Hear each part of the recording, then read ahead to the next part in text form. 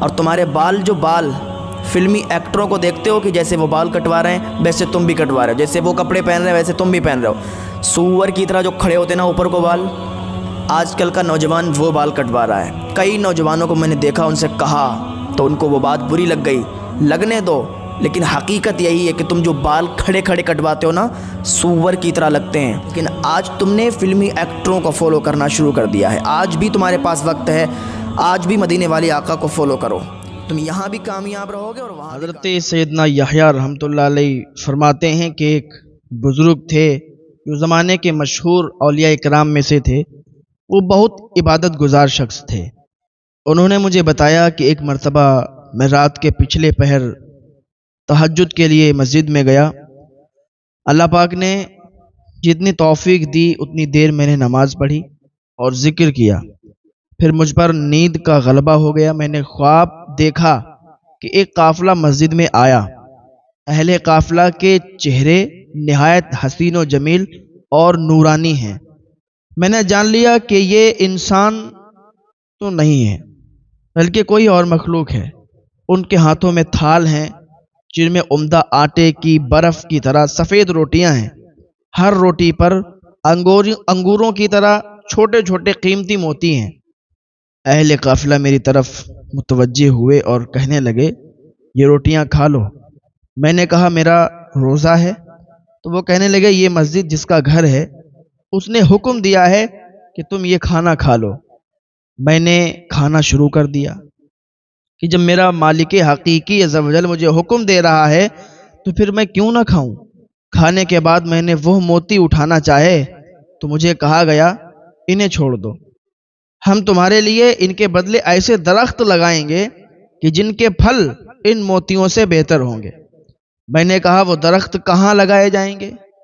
کہا گیا ایسے گھر میں جو کبھی برباد نہ ہوگا اور وہاں ہمیشہ پھل اگتے رہیں گے، کبھی ختم نہ ہوں گے اور نہ ہی خراب ہوں گے۔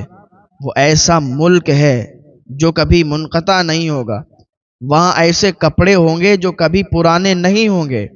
اس گھر یعنی جنت میں خوشی ہی خوشی ہے، میٹھے پانی کے چشمے ہیں، وہاں سکون اور آرام ہے، ایسی پاک باز بیویاں ہیں جو فرما بردار، ہمیشہ خوش رہنے والیاں اور دل کو بھانے والی ہیں۔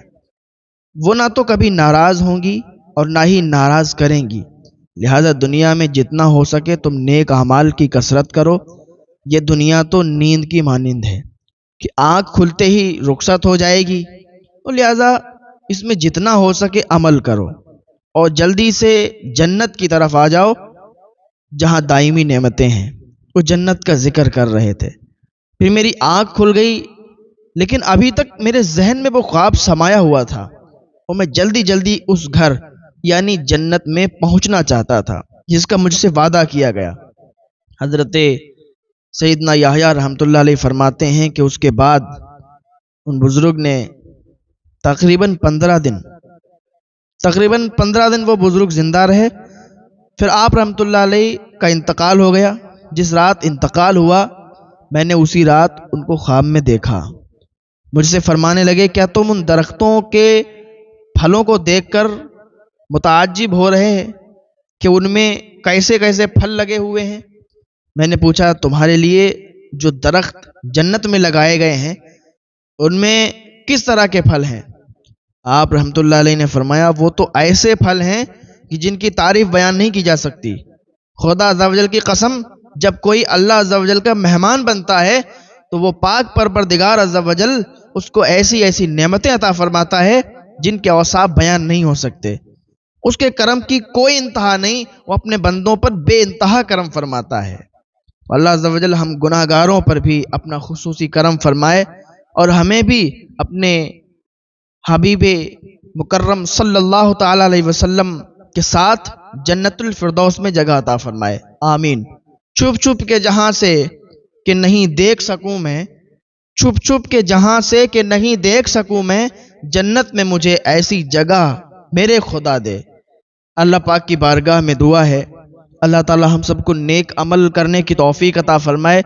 اور کئی مرتبہ میں نے پہلے بھی بتایا کہ یہ دنیا جو ہے نا، یہ یہاں پر ہم لوگ ہمیشہ کے لیے نہیں آئے، یہ قید خانہ ہے، یہ سمجھو۔ وہ کسی نے کہا تھا کہ کون کہتا ہے کہ مومن مر گیا؟ ارے بھائی، قید سے چھوٹا وہ اپنے گھر گیا۔